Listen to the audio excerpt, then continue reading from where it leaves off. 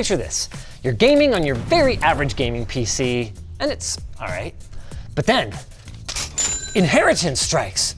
Your long-lost Uncle Milburn, who you know well enough to make small talk with, but not well enough to be that sad about, left you $3,000 US. Woohoo! Well, this is perfect. Everyone knows that if you're on a limited budget, the best thing is to get a good enough platform and then dump the rest of your money into your GPU. But here's the thing about stuff that everyone knows. Sometimes everyone is wrong.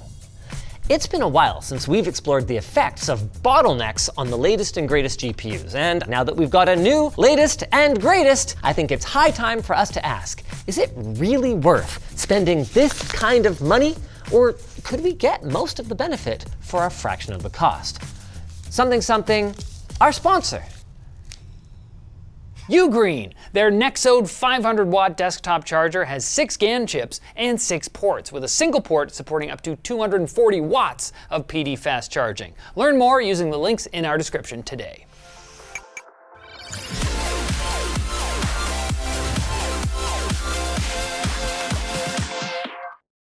If you haven't seen our 2025 most average gaming PC yet, the TLDR is this tower here has a 6-core Core i5, 16 gigs of memory, and an RTX 3060 with 8 gigs of VRAM.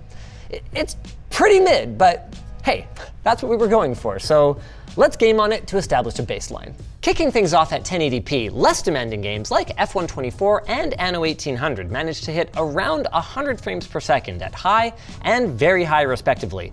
But as we move into more demanding titles like Cyberpunk and Returnal, let's just say that I would probably have dialed some of these settings down if I wasn't about to compare this setup to a 5090. As for 4K, once again, Anno is fine. I mean, 30 FPS is plenty for a game like this, but everything else is a little rough. So now that we've got some numbers to compare to, it's time to spend dear Uncle Milburn's cash money. I'm gonna miss that son of a bitch. Aside from being effective, swapping your GPU is one of the simplest upgrades that you can make these days, now that pretty much everything else is buried under coolers or motherboard armor. But that doesn't mean that it's entirely without its hazards. Releasing the PCIe latch to get your old card out can require some serious contortion. Although, oh, nice. This one has the little button, so I don't have to worry about that. And the jump from the 3060 that we have in here now to this 5090 is a very significant one, and not just in terms of weight. You'll need to ensure that your case can accommodate the space and cooling requirements of your bulky new card, not to mention that if your power supply is on the older side, it might not have native support for this newfangled power connector that probably won't melt. Luckily, Elijah went a little overboard when he configured the most average gaming PC's power supply this year, so we've got plenty of power for our new 5090. But if he hadn't, we'd be looking for something with a 12-volt 2x6 connector that's rated for 600 watts, plus some extra capacity for all the rest of our system, which, okay, in our case, isn't much, but your mileage may vary. Right out of the gate, that is quite the upgrade. Starting at 1080p again, this is much better, although it is worth noting that we're at ray tracing medium and only 1080p on a 5090. So this falls well short of where I would expect it to be. With that said, I mean, it's a lot better than Anno and F124, who only jumped by about 70%. Again, I can't emphasize this enough. Going from a mid-tier card from 2 generations ago to the 5090. Meanwhile, Returnal is about like Cyberpunk, approximately tripling its performance. Let's see what happens at 4K though. And there we go. Even though we've 4x'd the pixel count compared to just now, we're running at just over half the FPS, which highlights just how CPU bottlenecked we were when we were running at 1080p. As for how this compares to our poor 3060 at 4K, well, let's just say we go from slideshow to what a show. I mean, this is just smooth. This is a pretty darn solid gaming experience. But just because we're having a good gaming experience now doesn't mean that Uncle Milburn's money was optimally spent. To answer that, we've thrown our 5090 into this tower with a Ryzen 7 9800X3D. That's right, we're not only going from 6 to 8 cores, but these are running at almost double the base frequency, and we've also doubled our RAM to 32 gigs of DDR5. Starting at 1080p, it's clear that our slower CPU resulted in us leaving a lot of performance on the table. We've gone from around 100 FPS to over 150 frames per second. And this is a butter smooth gaming experience. And that's true across the board, meaning that much of our 5090's performance was completely wasted on our average PC. But what about at 4K? Here, I've got to say, my surprise kind of goes the other way. Obviously, I know that Cyberpunk is a very GPU-heavy game, especially at higher resolutions. That's why we use it as a GPU benchmark. But performance that's exactly the same as what we were getting with the 12400? That I didn't see coming. You have to be seriously GPU bottlenecked to be pushing 4 times the number of pixels, but still be getting over half the FPS. We saw the same thing in Returnal, meaning that only Anno and F1 managed sizable FPS increases going to our higher end CPU, showing that these games, even at 4K at these settings, are still somewhat CPU bound. But here's the thing, we have an average PC, we're not gaming at 1080p. So then, if buying a 5090 is a total waste of money for us, what is a reasonable amount of Milburn's inheritance to spend on a GPU for our average PC? How about a 9070 XT?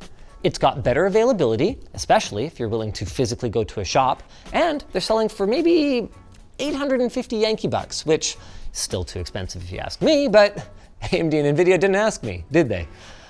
Let's see how it holds up. Would you look at that?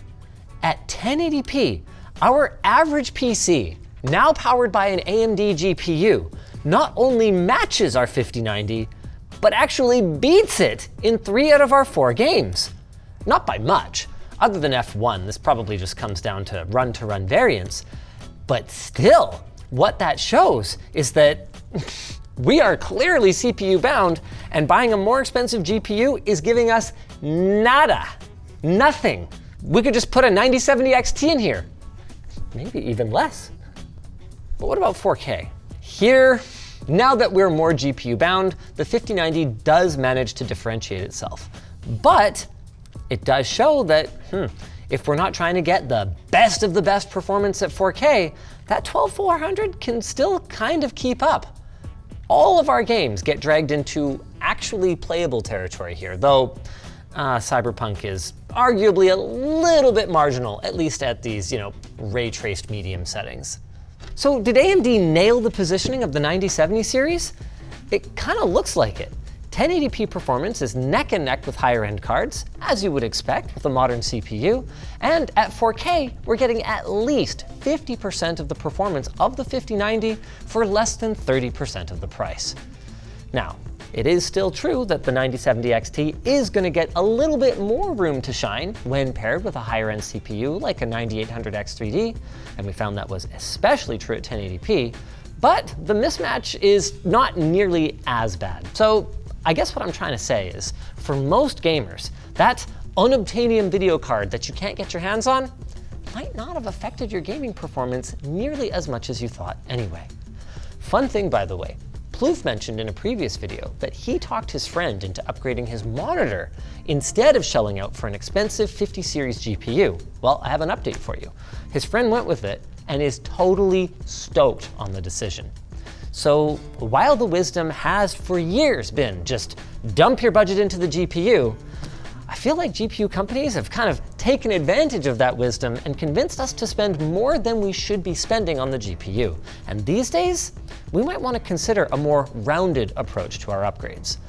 Like this rounded segue to our sponsor. UGREEN. With how much tech we use in our work or gaming setup these days, the amount of cables running up and down your desk can be quite disorganized and messy. The UGREEN 500-watt charger will sit right on top of your desk, giving you easy access to each of its 6 ports. That's right, 6! ports, 6 GAN chips, and a single port can deliver up to 240 watts of power with its PD 3.1 protocol. According to UGREEN's testing, that means a 16-inch MacBook can be topped up from 0 to 60% in 30 minutes. That's half an hour. Heck, you can even fast charge 5 laptops at the same time if you want. You're crazy. And you can do all that while staying safe. It's got multiple features baked in like overcurrent, short circuit, and temperature protection. Use our links in the description to pick up a UGREEN Nexode 500 watt desktop charger today and to learn more about all the other charging solutions they have to offer. Wow. If you guys enjoyed this video, why not go back and find the one where we built the most average PC? It's decent.